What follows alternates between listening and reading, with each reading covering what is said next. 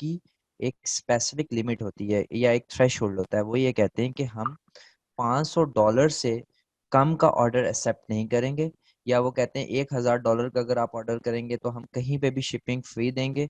या मतलब इस तरह के जो बड़े डिस्ट्रीब्यूटर्स होते हैं ऑब्वियसली इनका इस तरह का एक थ्रेशहोल्ड होता है, और वो थ्रेशहोल्ड आपको मीट करना पड़ता है अगर आप स्टार्ट में बिल्कुल काम कर रहे हैं। तो इसीलिए मैं रिकमेंड कर रहा हूँ कि $2000 इम्पोर्टेंट है। तो राइट। आप जी, आप थ्रेशहोल्ड होता है उसका। लेकिन कुछ जो वेबसाइट्स हैं लाइक ये वेबसाइट है जो मैं एग्जांपल आपको शो करता हूँ, ये मेरे ख्याल से जी आपको जी। पीसेस दे देंगे। इनका इतना नहीं है, लाइक इतने बड़े डिस्ट्रीब्यूटर्स नहीं है ये, तो ये आपको दे देंगे। Right right. सही। अच्छा, तो आप क्या होलसेल में ऐसे जो ब्रांड्स होते हैं, लाइक फॉर एग्जांपल डिज्नी के कैरेक्टर्स के स्टफ हैं, या ऐसे मिलते जुलते जो मतलब बहुत हॉट सेलिंग आइटम्स होते हैं कि डिज्नी के कैरेक्टर्स हैं फॉर इंस्टेंस, वो तो आपको पता है कि एक हॉट सेलिंग आइटम है। तो ऐसे ऐसे प्रोडक्ट्स आप सेल कर सकते हैं, या उनको आपको अनगेट कराना पड़ता है, या अमेजोन आपको परमिशन नहीं देता उनका? मैं तो रिकमेंड ये करूंगा कि आप कभी भी टॉयज एंड गेम्स में ना जाएं।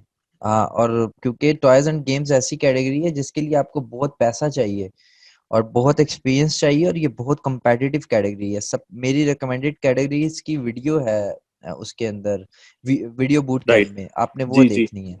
तो उस वो जो राइट कैटेगरीज हैं उनमें राइट। आपको एसेंस को अनगेट नहीं कराना पड़ेगा, और जब तक आप एक सेलर हिस्ट्री बना लेंगे तो आप अगर इन कैटेगरीज में आएंगे तो आपके मोस्टली जो एसेंस हैं वो अनगेट होंगे, और अगर आप करवाना भी चाहेंगे तो आप हो जाएंगे। तो मैं अब आपको यहाँ पे एक चीज दिखा दूं कि अगर आप ये यूनिट प्राइस देखें तो 28.89 है, और यहाँ पे लिखा है अगर बाय 24 और more than you will gonna save 40 pennies on per unit. So 40 pennies का डिस्काउंट कि अगर मैं ओके। 24 से ज्यादा पीस खरीदता हूँ, अब मुझे ये वर्थ ही नहीं करता कि ये मैं इससे 6 से ज्यादा पीसेस उठाऊं। सो ऑब्वियसली मैं नहीं काम करूंगा। सो ये सारी चीजें होती हैं। राइट तो यहाँ आप मेरे ख्याल से एक पीस भी बाय कर सकते हैं, तो क्योंकि ये एक बड़ा डिस्ट्रीब्यूटर नहीं है, बहुत बड़ा है लेकिन काफी इससे भी बहुत बड़े डिस्ट्रीब्यूटर्स होते हैं जो बहुत बड़ी क्वांटिटीज के अंदर काम करते हैं, लाइक 500 1000 और उससे कम राइट। में काम नहीं करते। सो लेकिन न्यू बीस के लिए तो ये भी बहुत अच्छा डिस्ट्रीब्यूटर है। सो आई थिंक आपका राइट सवाल गॉट इट। आंसर होगा। जी जी बिल्कुल। अच्छा, आपने एक अपने लेक्चर में दिखाया था कि जब आप कॉम्पिटिटर्स को देख रहे थे तो आपने उसको फिल्टर किया था एफबीए से।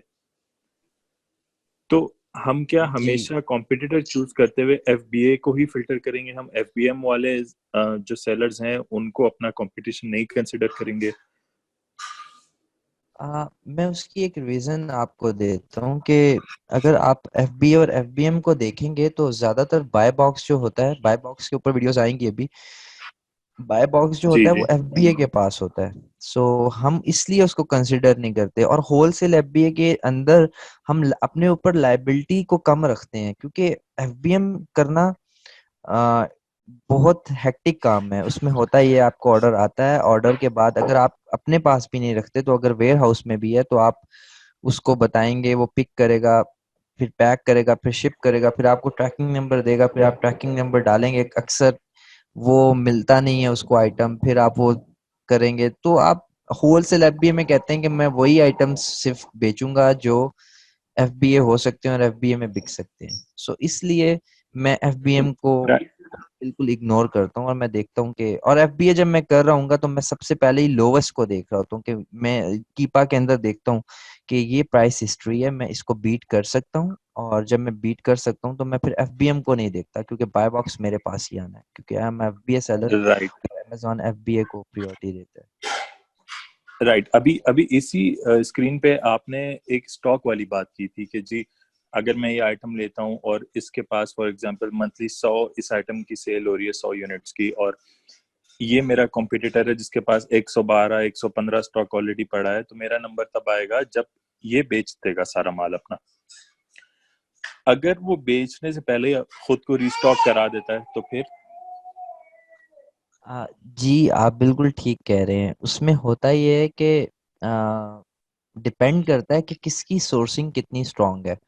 अब उस Okay. एग्जाम्पल के अंदर मैंने एक शो ये किया था कि अगर मुझे ये प्रोडक्ट, फॉर एग्जांपल एक एग्जांपल मैं ओपन कर ही लेता हूँ, और यहाँ पे अगर ये प्रोडक्ट सेल हो रही है 11.99 की, ठीक है, जी और मैं ये प्रोडक्ट जो है ये 10.99 की भी बेच सकता हूँ किसी तरह, मेरी सोर्सिंग इतनी स्ट्रांग है, तो मैं उसको नहीं बेचने दूंगा, फिर मैं अपने 100 यूनिट्स पहले बेचूंगा। समझ रहे हैं आप बात को? तो बाय तो फिर बॉक्स आपके ये पास आ प्राइस जाता वार हो जाएगी। है। Right, right. अच्छा, होलसेल में क्या आप ऐसा स्टॉक भी ले सकते हैं कि जो आप कभी उसको बेच ही ना पाए, वो हमेशा आपके मतलब इन्वेंट्री में पड़ा रहेगा, या वेयर हाउस में पड़ा, या अमेजोन के वेयर हाउस में ही पड़ा रह जाएगा, या होलसेल हाँ जी में जी जी। हमेशा हर स्टॉक निकल जाता है? देखें, आप तो दिल जलाने वाली बात कर रहे हैं। शुरू में ये मिस्टेक्स होती हैं, और ये सबसे होती हैं। ओके। आप एक्साइटमेंट में ऐसे डिसीजन ले लेते हैं कि आप 500 यूनिट, 1000 यूनिट मंगवा लेते हैं, और उसमें अमेज़न जो है वो 6 महीने आपको मौका ही नहीं देता। तो आपको बहुत सोच समझ के डिसीजन लेने होते हैं। लेकिन अब जो है, अगर मैं डिसीजन लेता हूँ तो मैं वो सारे एस्पेक्ट्स को देख के समझ के लेता हूँ। तो होलसेल एफबीए के अंदर आपको लॉस तभी होता है कि जब आप बेच नहीं पाते।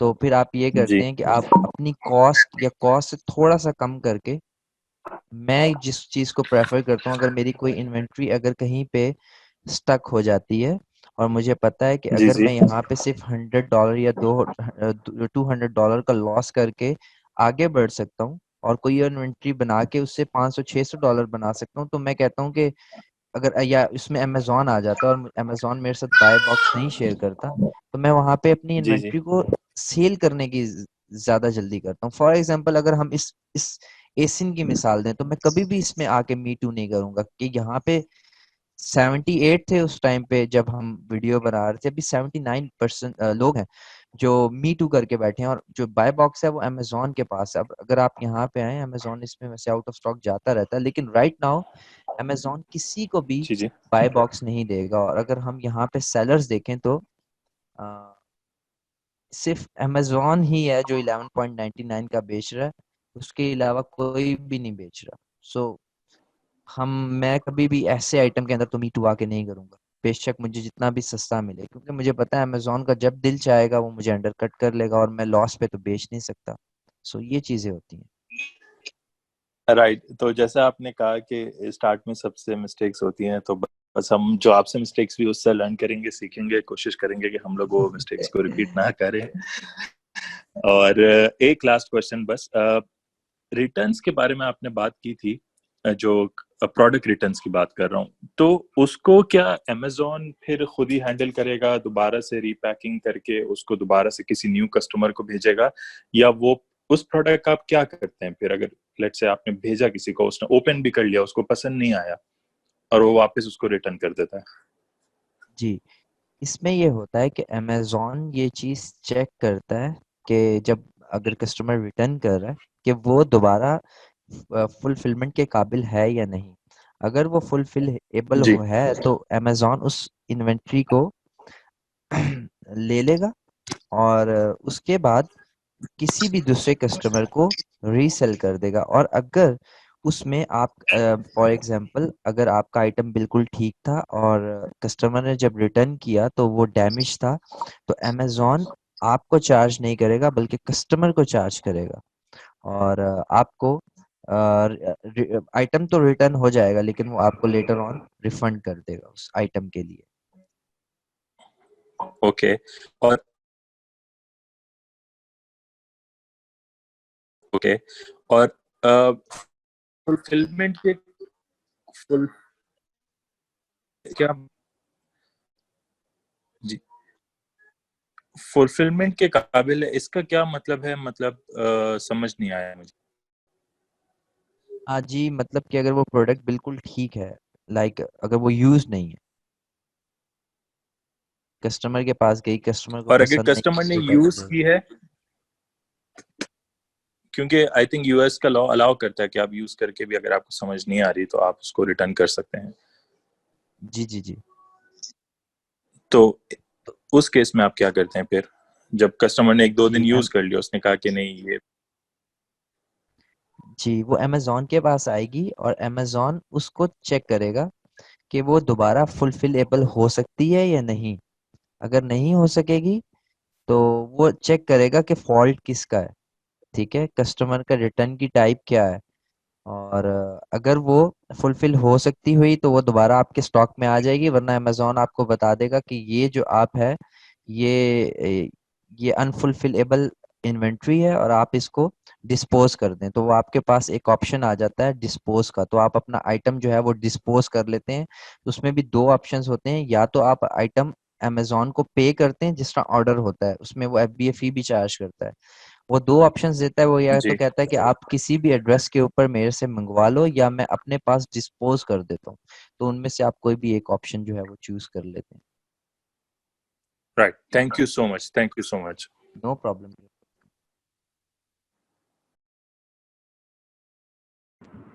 हुसैन। हेलो, अस्सलाम वालेकुम। जी वालेकुम अ, सलाम। मुझे पूछना था ये वेयर हाउस का एड्रेस कितना इम्पोर्टेंट है अगर हम प्रोफेशनल वेबसाइट बनाते हैं, तो बाज़ दफ़ा होम एड्रेसेस होते हैं तो उससे कुछ फ़र्क पड़ता है? नहीं, इससे कोई ज्यादा फर्क नहीं पड़ता। अच्छा।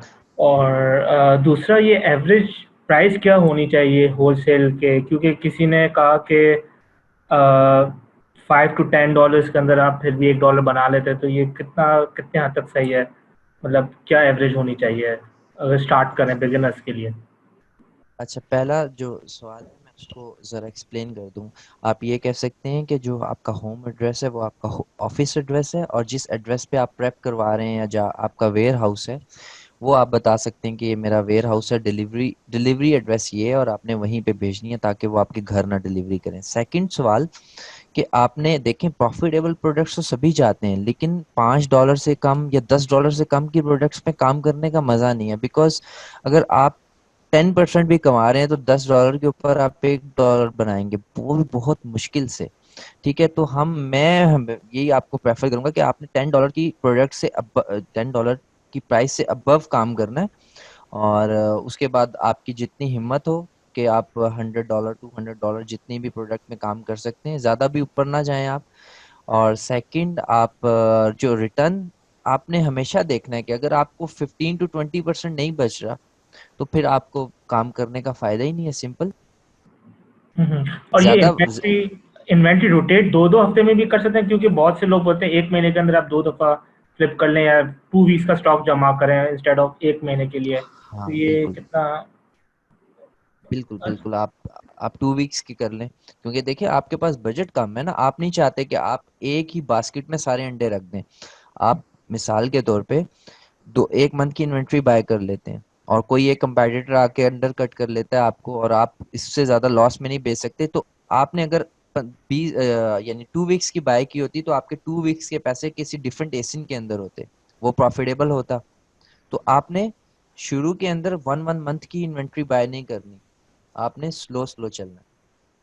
अच्छा और चला? ये आपको आपकी बीएसआर हिस्ट्री, हीलियम 10 और ये सेकंड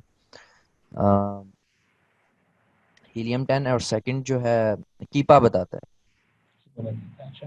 और शायद एक आखिरी का सवाल था जो जैदी साहब ने किया था कि कनाडा जो बैठे हुए हैं वो यूएस में कैसे कर सकते? आपने कुछ प्रेप सेंटर का जिक्र किया था कि वो प्रेप सेंटर में मंगवा के फिर वो करते, तो उसमें फिर रीसेलर सर्टिफिकेट की रिक्वायरमेंट फिर भी होती है उसमें अगर हम प्रेप सेंटर यूज करते हैं?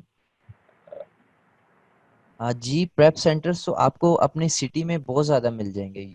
आप गूगल कर लें, और अगर आप यूएस में। नहीं, कनाडा में अकाउंट है अमेजोन का, और यूएस के अंदर होलसेल करना है। बेसिकली कनेडियन कंपनी है, होलसेल यूएस के अंदर करना है तो। आप कोई भी प्रेप सेंटर यूज़ कर सकते हैं और आपका क्या पता डिस्ट्रीब्यूटर भी आपके लिए प्रेप कर दे प्रोडक्ट्स।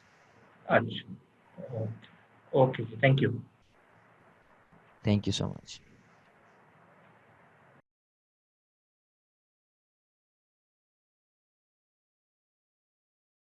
शबीर। हेलो। जी अस्सलाम वालेकुम। वालेकुम अस्सलाम जी। अच्छा, अ, एक दो सवाल थे मेरे यूके के हवाले से। यूके में ज्यादातर जो सप्लायर्स हैं या जो होलसेलर्स हैं, ये कोई सर्टिफिकेट नहीं देते हैं सच। दे जस्ट से कि ये इनवॉइस है, if Amazon asks you for anything आपकी इनवॉइस दिखा दें। बट वो इस तरह का कोई सर्टिफिकेट नहीं देते हैं। स्पेशली जो तीन चार ब्रांड्स जैसे कैसियो हो गया या फिलिप्स वगैरह हो गया, वो अ, हम बाय तो कर सकते हैं इनवॉइस पे, बट अमेजोन पर उसको लगाने नहीं देता। तो वो पहले अ, से पता चल सकता है कि ये कौन से ब्रांड नहीं लगाने देता, इसलिए कि अदरवाइज फिर वो रिस्ट्रिक्टेड प्रोडक्ट पॉलिसी वायलेशन आ जाता है। जी मैं आपको एक्सप्लेन करता हूँ। आप यहाँ से एसिन को पिक करें, ठीक है। एसिन को पिक करने के बाद जब आप अमेजोन में लिस्ट करने जाएंगे तो अमेजोन आपको बता देगा कि you can not list this product and you need approval for to list this product और to list this ASIN. So आपको पता लग जाएगा कि you are restricted and you can not list this product, so it's simple. तो ये okay, आप सो कर सकते हैं। As a dummy listing, as an list करने ही जाएंगे जब ही बता देगा ये स्ट्रेट अवे। जी वो आपको तभी बता देगा, और ये मेरा एक पॉइंट भी था यहाँ पे सबसे last I think. Right, right, okay, okay. और बहुत से लोग ये बोलते हैं कि it's just like hold and wait वाली गेम है, कि आप जितना टाइम होल्ड कर सकते हैं, जस्ट वेट के कोई आउट ऑफ स्टॉक हो जाए। तो डू यू रेकमेंड कि ऐसा ही करना चाहिए कि you just keep holding the stock, और या you just get out of it straight away? जी मैं होल्ड पे भी काम करता हूँ। उसकी रीज़न ये है कि जब आपके पास बजट होता है तो आप होल्ड कर सकते हैं। फॉर एग्जांपल अगर मुझे कोई आइटम पता चलता है कि एक आइटम की प्रोडक्शन बंद हो रही है और उसके यूएस के अंदर या यूके के अंदर आखिरी 5,000 पीस हैं या 500 पीस हैं या 1,000 पीस हैं और उसकी मंथली सेल्स 200 हैं, और उसके बाद ना उसमें अमेजोन आएगा ना कोई और आएगा, मैं अकेला ही उसको सेल करूंगा। ये चीज़ मुझे डिस्ट्रीब्यूशन जो उसके मैन्युफैक्चरर या डिस्ट्रीब्यूटर होता है वो बता रहा होता है। तो मैं उसके 1,000 पीस लेके रख लूंगा और उसको 5 महीने में भी सेल करूंगा, और क्योंकि मैं उसमें प्राइस भी बढ़ा सकता हूँ और मैं मुझे कोई compete नहीं करेगा। लेकिन जो न्यू बीज हैं, जो न्यू सेलर्स हैं, जो 2,000 3,000 5,000 डॉलर के साथ आ रहे हैं, वो कभी भी इस स्ट्रेटजी के साथ नहीं जाएंगे।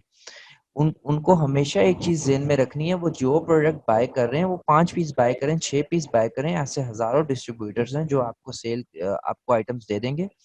वो पीस बाय करें और जाके मी टू करें, और 2 वीक्स के अंदर वो 6 पीस निकलने चाहिए, और 6 पीस से आपके अगर $10 निकलते हैं, इस तरह के आपके डिफरेंट एसेंस होने चाहिए आपके पास, जिससे आप राइट, अपना पैसा घुमा रहे हो।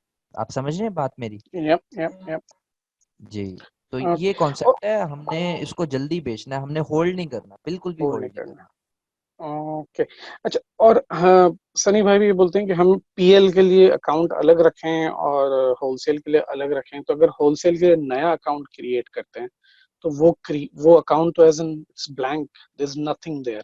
तो उससे कुछ फर्क पड़ता है सेलिंग पे या बाय बॉक्स लेने में, या अगर बिल्कुल जी कंप्लीटली नए अकाउंट पे काम कर रहे जी बिल्कुल पड़ता है। अगर आपकी प्राइस और मेरी प्राइस सेम है, और अगर आपकी रेटिंग्स नहीं है मेरी रेटिंग्स हैं, तो ऑब्वियसली मैं आपसे बाय बॉक्स ले सकूंगा। तो न्यू अकाउंट अगर आप स्टार्ट कर रहे हैं तो ऑब्वियसली उसने एक दिन ग्रो भी करना है, आपके बिजनेस ने ग्रो भी करना है इंशाल्लाह। हैं? Okay, okay, so we just keep trying कि फिर ऐसे प्रोडक्ट्स लें जिसमें बहुत ज्यादा मार्जिन हो, या हम ऐसे प्रोडक्ट्स हों जिसमें डेफिनेटली हम प्राइस बीट कर सकते हो। देखिए मार्जिन से ज्यादा तो शुरू में आपकी रोटेशन हो ना। सेलिंग ज्यादा हो रही हो, या जी फिर फिर आप फीडबैक्स ऐसा हो रहे ऐसा मार्जिन में आ जाएंगे जब आपके फीडबैक्स होंगे, आपको एक नीश का समझ आएगा कि अच्छा ये इसके अंदर एक ये कैटेगरी है, इसके अंदर ये ब्रांड है, इस ब्रांड के अंदर ज्यादा फायदा है, ये ब्रांड इसमें अमेजोन है, इसमें मैंने दोबारा नहीं जाना। तो आप जब छोटे छोटे एक्सपेरिमेंट्स करेंगे डिफरेंट ब्रांड्स में अपने 2,000 3,000 5,000 डॉलर के अंदर, तो आपको काफी समझ आएगा कि अच्छा ये मेरे 6 पीस स्टक हुए हुए हैं, 6 महीने बाद बिक रहे हैं, खुदा ना खास्ता। तो हो। अगर आप कोई कुछ ऐसा बाय करते हैं तो आपको पता लग जाएगा कि इसमें मेरी मिस्टेक क्या है 6 पीसेस बाय करने में। तो राइट, राइट। अच्छा, और जिस तरह ईसी हमें जैसे पीएल में हेल्प कर रहा है और शॉपिफाई में हेल्प कर रहा है। जैसे शॉपिफाई में भी रजी बोला था कि हम they will be a process कि हम 10 प्रोडक्ट्स या हमारा एक नीश अप्रूव्ड होगा, पीएल में हमारा एक प्रोडक्ट अप्रूव्ड होगा। इसमें इस तरह के कोई ईसी की इन्वॉल्वमेंट या ईसी की हेल्प हो सकती है कि प्रोडक्ट हम ईसी से या आपसे या किसी से शेयर करें जस्ट इनिशियली बेसिस पे, जस्ट टू मेक श्योर कि व्हाट वी आर आप गोइंग मेरे इनटू साथ इज शेयर कर सेफ। सकते हैं। आप मेरे साथ शेयर कर सकते हैं और मैं आपकी पूरी हेल्प करूंगा इंशाल्लाह, नो प्रॉब्लम। लेकिन हमारा ओके। इस तरह का कुछ ऐसा नहीं है, बिकॉज होलसेल ऐप भी है तो टोटल डिफरेंट होता है ना। उसमें एक प्रोडक्ट के ऊपर हमने पूरी कंसंट्रेशन और पूरा बजट लगाना होता है। इसमें तो हमारे पास हजारों प्रोडक्ट्स होती हैं, बट जो न्यूबीज हैं और जो बूट कैंप के स्टूडेंट्स हैं वो वो मुझे कर सकते हैं, मैसेज करें मुझे और मुझे टैग कर लें ग्रुप में, और फिर मुझे पर्सनल में आप भेज सकते हैं प्रोडक्ट्स, और मैं आपको गाइड कर सकता हूँ। और हमने तो आगे ये पूरा क्राइटेरिया लाइक ढूंढना है और खुद से करना है कि हमने कैसी प्रोडक्ट्स में जाना है और किस में नहीं जाना। Right, right, right. ठीक है। अच्छा, और लास्ट क्वेश्चन में भी आई थिंक काफी लोगों ने पूछ लिया but still I am unclear कि ये UK account, UK limited company, UK based, but अगर यूएस में करना है so is it viable, is it doable, या फिर यूएस की अलग से एलएलसी खोल के वहां से ज्यादा बेटर है? आप भी कनाडा से हैं? मैं यूके से। तो आपको, अगर आप करेंगे यूके से यूएस, तो आपको ऑब्वियसली टैक्स पड़ेगा। यूएस का सेल्स टैक्स पड़ेगा। जी। ओके। सो इज और इट फिर आपकी बेटर, कंपनी भी। जी जी। इज इट बेटर कि हम यूएस की एलएलसी या वहीं पे एलएलसी खोल के फिर ये करें? जी जी बिल्कुल, ये बहुत अच्छा होगा। Right, right. Okay. Thank you. Thank. Masood. अस्सलाम वालेकुम रज़ी भाई, क्या हाल है? ठीक है, जी वालेकुम सलाम, कैसे हैं आप? अल्हम्दुलिल्लाह ठीक ठाक। अच्छा रज़ी भाई, मेरा एक क्वेश्चन ये है कि जिस तरह हम प्राइवेट लेबल में प्रोडक्ट हंटिंग हम करवा सकते हैं लोगों से, वीए हायर कर सकते हैं, ठीक है, अपना मतलब मकसद पूरा करने के लिए कि हमें कोई अच्छी नीश मिल जाए, तो क्या हम इस एफबी होलसेल में भी कोई वीए हायर कर सकते हैं जो हमारा सारा हैंडलिंग वगैरह करे और हमें ब्रांड हंट करके दे? हाँ जी बिल्कुल, आप कर सकते हैं। और अभी ये जो ट्रेनिंग होगी जिसमें सारे सब चलेंगे, ऑब्वियसली सब स्टार्ट नहीं कर पाएंगे, अमेजोन होलसेल ऐप भी है।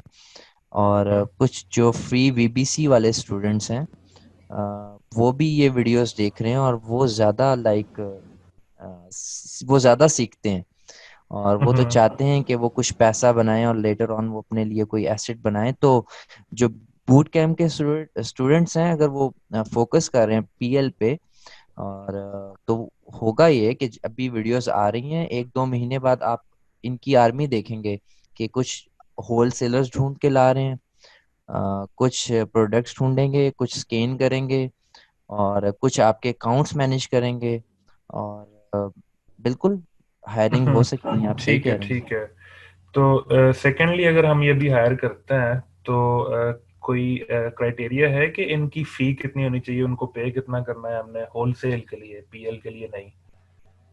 अ, उनकी देखें। फी जो होती है, जिस तरह वो जी जी जी। $400 $500 सनी भाई ने बताया हुआ है कि एक वीए की फीस है, ठीक है, तो वो बेसिकली तो आई थिंक वो पीएल के लिए ना, एसेट बिल्डिंग के लिए वो तो होलसेल जी में फीस का क्या सिस्टम है, कितनी होगी? होलसेल जो है वो भी काफी लाइक उसमें भी काफी हेक्टेक, काम है। हेक्टेक है काफी, बिल्कुल, वो तो नजर आ रहा था अभी। जी। तो उसमें भी देखें, उसने पहले डिस्ट्रीब्यूटर को ढूंढना है, उसके बाद उसने उसकी पूरी लिस्ट को वो करना है, स्कैन करना है, स्कैन अनलिमिटेड या वो कोई भी सॉफ्टवेयर यूज करता है, उसके बाद वो आपको प्रोडक्ट्स देगा। तो आई थिंक आप उसके साथ पर प्रोडक्ट पे काम कर लेते हैं। अगर एक प्रोडक्ट के ऊपर $1 प्रॉफिट है, तो आप उसे कह दें मैं तुम्हें $10 दे दूंगा, क्योंकि आप उस प्रोडक्ट को फिर बार बार यूटिलाइज करेंगे ना, एक प्रोडक्ट हम्म, को। सेकंड, आप ये कर सकते हैं कि एज अ वीए हायर कर लें, तो $300 भी ठीक है, $400 अगर पूरा अकाउंट मैनेज करवा रहे हैं तो $400 भी या $300 जो है वो बहुत अच्छी अमाउंट है, क्योंकि वो आपके लिए सब कुछ कर रहा है 8-10 सब कुछ घंटे, करेगा। आपका पूरा बिल्कुल। बिजनेस वो लेके भी चलेगा। तो ये इट ऑल डिपेंड्स कि वो लड़का कितना ट्रेन है। अगर आप उसे हायर कर लेते हैं, वो 10 दिन अगर एक भी सप्लायर या एक भी प्रोडक्ट नहीं ढूंढता तो फायदा तो नहीं है ना। ऐसा सो कोई इट नहीं है, ऑल बिल्कुल। डिपेंड्स कि किसकी पे कितनी होनी चाहिए। हर बंदा वीए स्किल्स जो के है ऊपर, अच्छा नहीं होता। जी स्किल्स के बिल्कुल, ऊपर स्किल्स के आज। ऊपर।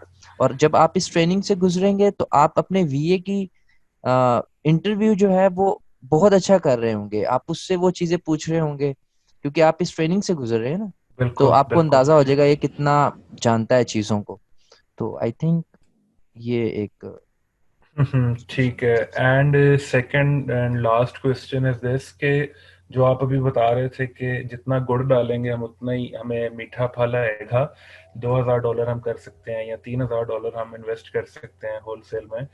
तो can you kindly tell me कि ये $2,000 या $3,000 हम जहां भी इन्वेस्ट करते हैं उसका ब्रेक डाउन कहाँ है, मतलब कहाँ कहाँ वो हमारे पैसे लगेंगे?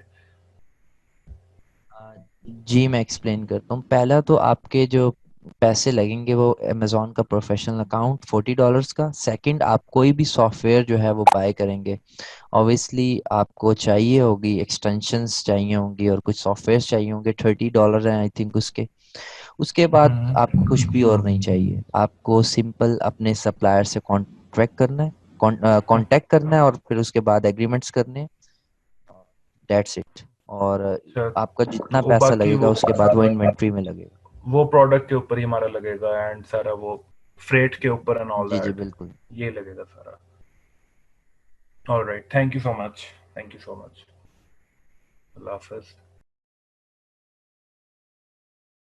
जी उमर प्लीज। जी अस्सलाम वालेकुम। कपल क्वेश्चन है। मैं पूछ नहीं था कि आप ये कैसे पता चलेगा कि प्रोडक्ट में आप एंटर होंगे उसमें प्राइस और नहीं होगी या चांसेस कम है, इसका कोई तरीका है?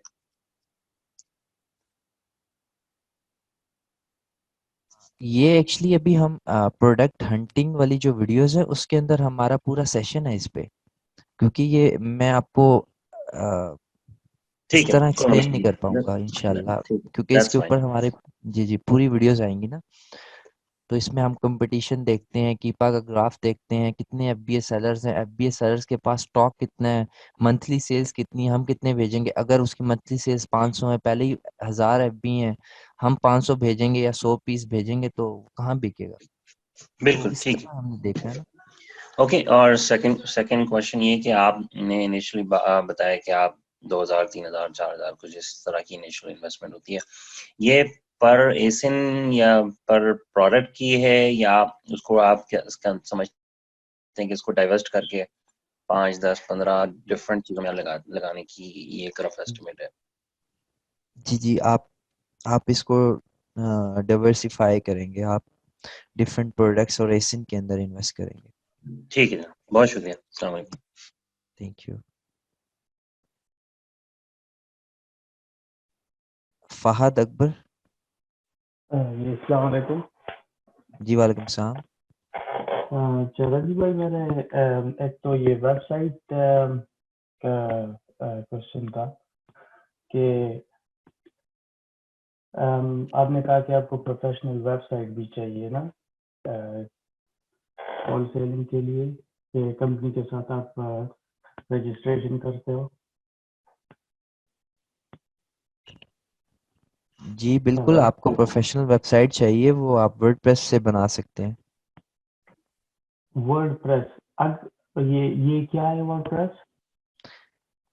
जी वर्डप्रेस जो है ये एक सीएमएस है और इसके ऊपर आप वेबसाइट फॉर एग्जांपल अगर आप जो भी वेबसाइट बनाते हैं वो किसी भी एक प्लेटफॉर्म पे तो होती है ना। अगर वो एचटीएमएल पे बना रहे हैं तो एक लैंग्वेज है उस पे बना रहे हैं, तो वर्डप्रेस जो है वो एक बना बनाया सीएमएस है। और आप अपने वेब होस्टिंग के ऊपर वर्डप्रेस इंस्टॉल करते हैं और देखें अगर आपको ये चीजें नहीं पता तो सिंपल आपने एक लड़का हायर करना है, ठीक है, जी और उसको आपने कुछ डॉलर्स पे करने हैं और वो आपके ठीक। लिए सब कुछ कर देगा। आपने फोकस करना है अपने बिजनेस पे। ठीक है, वही मेरा जी नेक्स्ट क्वेश्चन था कि अगर हम फर्ज कर ईसी या बीसी से कोई वीए हायर करते हैं तो क्या हम मतलब